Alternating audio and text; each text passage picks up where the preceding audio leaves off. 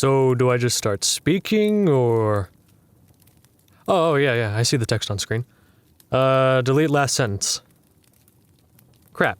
Okay, I'll just dictate now and edit it later. Aloha, Foundation staff, new and old alike. To anyone in this anomalous community who's reading a bootleg copy of this, fuck you. Also, fuck whoever's responsible for the leak in the first place. Unless it's me. Or especially if it's me. Whatever. So the O5s have been on my case for a while now about writing my own field manual in order to pass on my expertise to the younger generation.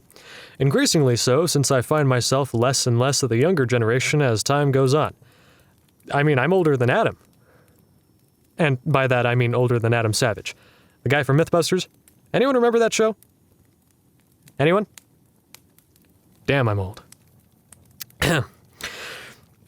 Since there's been a recent uptick amongst the staff and stories about me, I decided now is as good a time as ever to release my field manual, How to Survive When Reality Doesn't by Alto Clef. Within these pages, you'll learn how to deal with reality benders and what to do if the laws of physics go sideways without warning. I like to go on tangents, though, so you might have to sift through some bullshit to get to the good stuff. So I wanted to give him mushrooms to see if he affects them the same way he does plants, and they look at me like I'm an idiot. Mushrooms aren't plants, Alto, they're fungi. I know that, but he's a biblical SCP. And back in ye old Bible times, they weren't using the modern system of taxonomical nomenclature. They didn't have a system. All names were colloquial, which is why when the Bible calls Jonah's whale a great fish, it isn't wrong. A fish was anything that lived in the water. The Catholic Church even officially declared that beavers were fish in the 17th century so that you could eat them during Lent.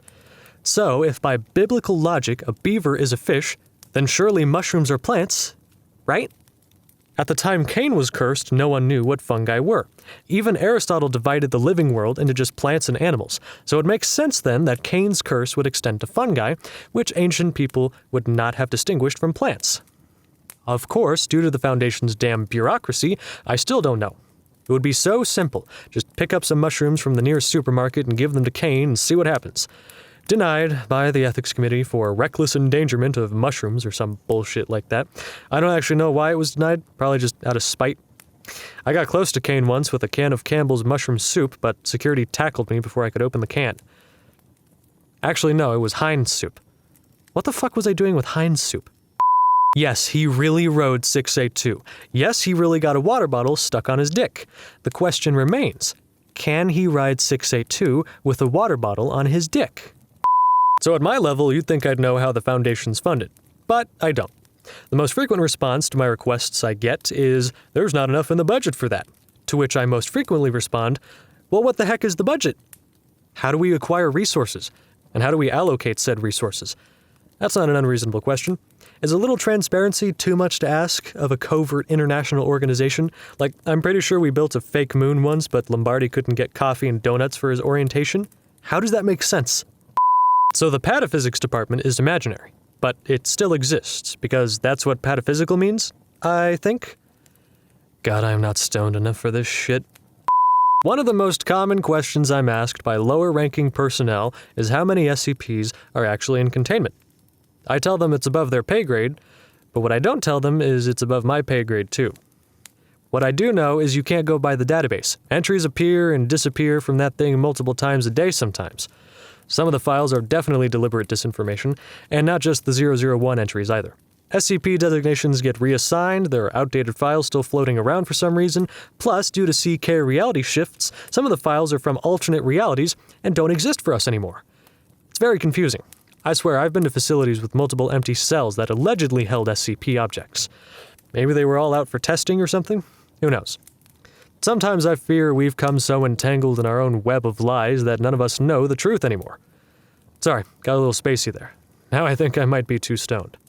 If you still want an estimate on the SCP count, I'd say at least a few hundred based on my own personal experiences in the Foundation, and at most tens of thousands based on the maximum capacity of all Foundation sites and areas that supposedly exist. Or maybe the anomalies are normal and everything we think of as normal are anomalies. Yeah, let's go with that. So we opened the hatch, and there was a kilometer-deep silo filled with 173 knockoffs, all of them producing a never-ending stream of blood and shit. I said it must be some weird Japanese porn thing, and they called me racist, That is a legitimate possibility, isn't it? Damn it, Apollon was supposed to be exclusively for SCP-2317. It was this colossal eldritch demon bent on destroying the world that was only kept in check by ancient, forgotten magic that was slowly failing. Its escape and the subsequent extinction of the human race was inevitable, and there was nothing we could do. That's what Apollon means. But then Toleron's all like, oh, this reality bender that's torturing me in a living hell for all eternity and will do the same to everyone else if it gets free is pretty extra, so I'll classify it as Apollon too. And now the entire database is classified as Apollon. I exaggerate for effect, but it still sucks. Now granted, 2317 turned out to not be quite as invincible as we first feared. The O5s ended up taking it out with a couple of howitzer rounds to the cranium, and even if that hadn't have worked, how would it have fit through the damn door? Now, I'm not saying that makes it okay to just use Apollon for anything, but I don't know what I'm saying. I guess keep calm and Apollon? I'm gonna let you in on a little secret. Mimetic kill agents are nothing but a scare tactic. Nothing happens. Go on and look at one. I dare you. I double dog dare you. You can't say no to a double dog dare. Let's see, which 001 proposals are true? Well, we know mine's not because I'm a liar. Everything I say is a lie. Including this. Locks can't be real because that obviously didn't happen, unless that's one of those CK reality shifts again. The factory is real, so Bright's proposal is at least somewhat true. Gear's prototype I've actually seen, so that one's true at least. It also explains why Keter is pronounced the way it is. Did you read that, Dr. Miller? It actually has nothing to do with Kabbalah. It was some German doctor's name. Let's see. The Broken God one's true, then that means the Gulf of California didn't exist before 1942, but if that's true, then California never would have been mistaken for an island. Unless we made that up as well. See what I mean about getting lost in our own web of lies? You know, back when the O5 started cracking down on gratuitous cross-testing and general shenanigans, they were even going to forbid staff from using the pizza box. But pretty much all Site 19 threatened to go on strike, so they had to back off. For some people, the pizza box is the only reason they're still with the Foundation. As one might imagine, I've butted heads with the ethics committee a few times over my practice of secretly drugging trainees with designer hallucinogens to stimulate a reality bender attack. The memetics and info hazards guys do something similar, but apparently that's okay because they tell people beforehand and get consent or some hippie bullshit. My training program only works because people think it's real. That's the whole point. Have some people harmed or killed themselves or others during my training sessions? Yes. Have people committed suicide or otherwise suffered long-term psychological damage due to the guilt or the psychological trauma inflicted during their bad trip? Yes. Wouldn't it make more sense to gradually acclimatize trainees to the stresses of reality-bending attacks instead of subjecting them to a full-blown simulated attack all at once and losing valuable personnel to death and madness? Yes. I mean, god damn it. I hate the metric system. I write everything in Imperial and just let the containment specialists convert it. It's cost the Foundation time, money, and maybe even lives, but I don't care. Fucking hate metric. I know no one wants to talk about June, but I still cannot believe how many staff and skips we lost over a frickin' rainbow logo. I thought Gears was crazy when he was worried that it might stoke division between staff of different ideological leanings. And next thing I know, the SCPS solidarity is gone. Just gone. And we needed that thing for space threats, like that giant alien robot in Jupiter's red spot that's gunning for us. Trump's Space Force isn't going to be able to hold that thing off. That's all on us. Maybe the Moon Champion guy could help. Everyone likes to make fun of junior researchers for suggesting we use titanium, but I have a titanium ceramic frying pan and I love it. Sure, a lot of the time titanium would be overkill, but considering what we're trying to keep contained, I'd say overkill's the way to go. Draven, kiddo, you reading this? Are you and Lauren doing the double groom cake toppers for your wedding? I personally think that's a little passé, since it's not gay marriage, but marriage equality now. We should move away from the gendered cake toppers and switch to something more universal, like two swans with their necks in a heart shape, so long as you can't tell the gender of the swans. Or maybe something more abstract, like a pair of neutron stars circling each other, ever faster, doomed to destroy each other but powerless to escape each other's pull. I'm being facetious, I don't give a rat's ass, just save me some cake.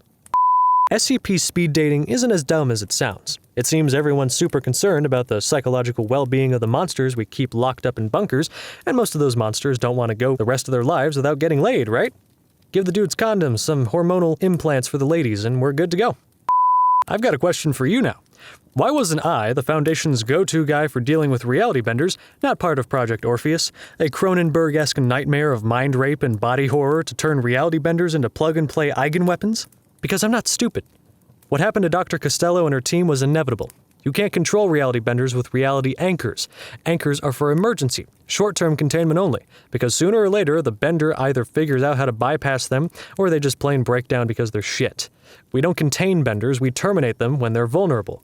An anchor might give you a window of vulnerability, but you're a fool if you think it will keep you safe forever. Shoot the bastard when you have the chance. God knows the Foundation regrets not taking their shot with me. It was the best of times, it was the worst of times. If I'm quoting classic literature, I must really be running out of steam. I guess I'm done. So, congratulations, you are now certified for low hum encounters and type green combat scenarios. Well done, Agent. Not sure how long I was talking for, and my attention wandered a bit at times, but I'm sure I said something useful in there. Just use your newfound abilities responsibly, like I do. Aloha!